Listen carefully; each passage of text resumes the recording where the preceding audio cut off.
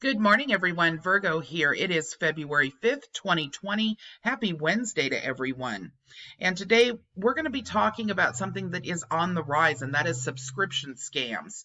Now, unfortunately, since Francine is no longer online and doing these type of videos, I'm going to try and pick up the pace for her where she left off, because it's important for people to understand that these things are actually on the rise right now.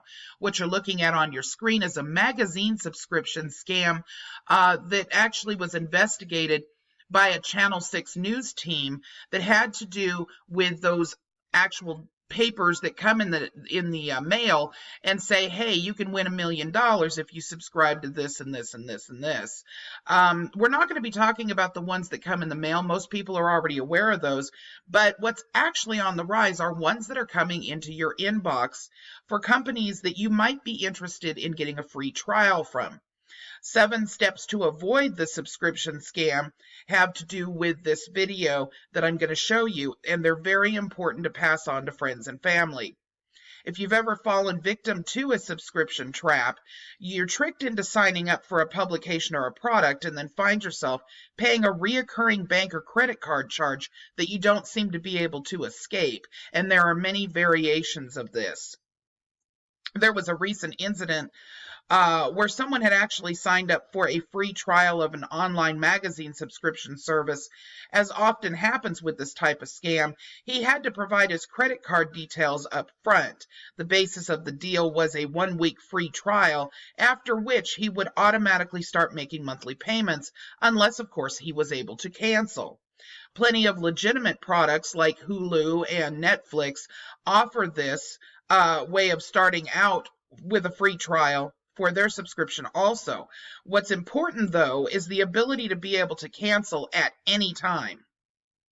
Now, the researcher that was starting to research this actually felt that he would probably take up the monthly subscription, as it seemed to offer something that was of interest to him, but he was mistaken. The online service was only pushing out old copies of digital magazines, not current issues. So, of course, he tried to cancel with no reply.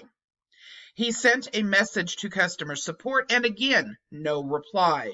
Worse still, he had suffered problems when he originally tried to sign up and had to make 3 separate attempts. So, when his first unwanted withdrawal was made on his credit card, the scammers actually took out 3 payments of $10 each. What ensued was a long story in which there was absolutely no reply ever to any of his complaints or requests, just those monthly deductions of $30 each. He complained to his credit card company, who, on production of proof that he had tried to cancel the subscription, refunded all the sums the scam company had deducted, but, and this is hardly believable, the card company continued to allow the scammer to take out those $30 every single month and then continued to refund it to the guy who actually made the complaint.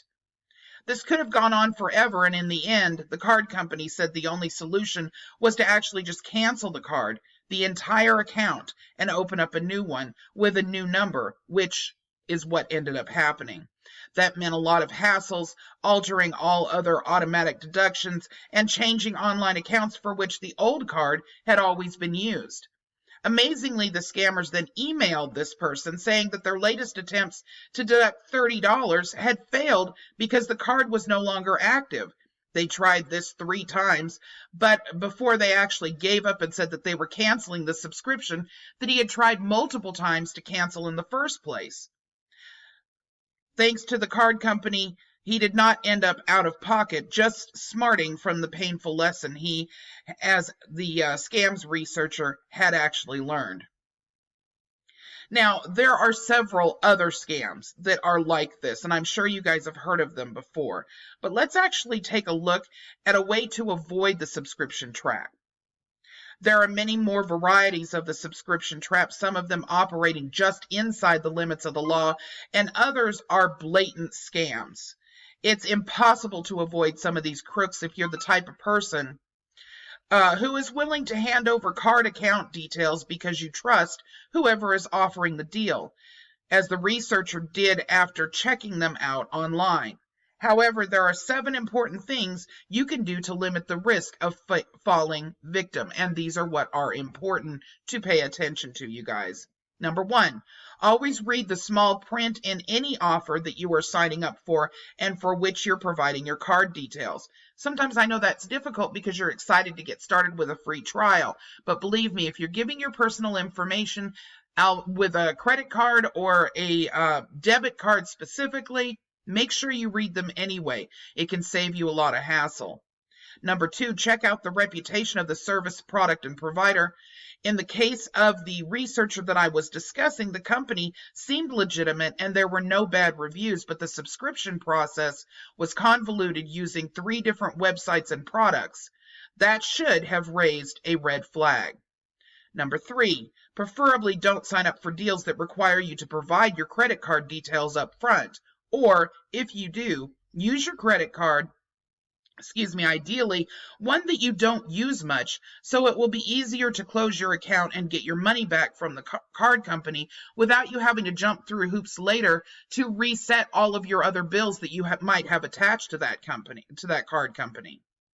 Number 4, use a one-off credit card number or one for which you can specifically specify the number or amount of payments. Several card operators offer this service. Check and see if yours does. Many of you may have never heard of that before, but they're used very specifically for this purpose.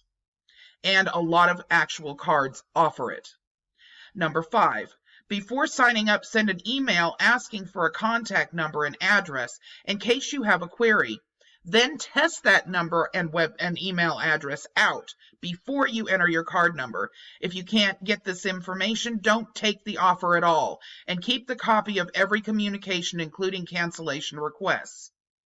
Number 6, if you receive a subscription renewal invoice, check who sent it. If it's not from the publisher, treat it with suspicion and check directly with the publisher. Bear this in mind. Most subscriptions significantly undercut the regular cover price of a publication, for example, with a magazine.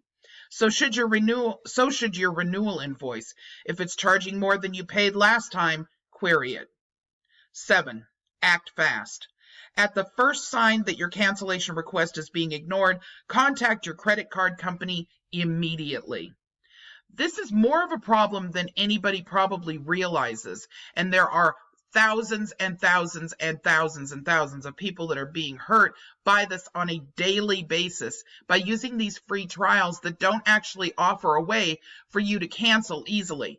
And some, no matter how many times you query them, no matter how many times you request, never do actually attempt to cancel your account. So again, I'm doing this kind of in light of Francine, because this is normally something Francine would have reported on. But since we don't have her any longer online, and we all miss her dearly, I'm going to try to pick up the slack once in a while with these scams. I hope everybody has a wonderful day, and everybody take care. Bye-bye.